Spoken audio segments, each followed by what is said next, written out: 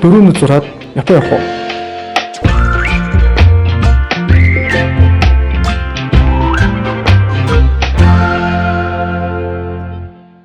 Энэ яагаад уралдаан зохион байгуулад юу болж юу гэж бас хүмүүс их асууж байгаа. Гол шалтгаан нь бол үнэхээр одоо юу гэдэг комик гэдэг үг бол бидний чихэнд их танил сонсогддог болж нэг үеуд бол. Гэхдээ нөгөө талаас нь аваад үзэхээр яг юу вэ гэдэг асуудлыг маш их тавьж байна. Комик стрип гэдэг зүйл нь бол одоо юу гэдгийг дөрвөн хүснэгтэнд багтаагаад үйл явдлыг илэрхийлдэг.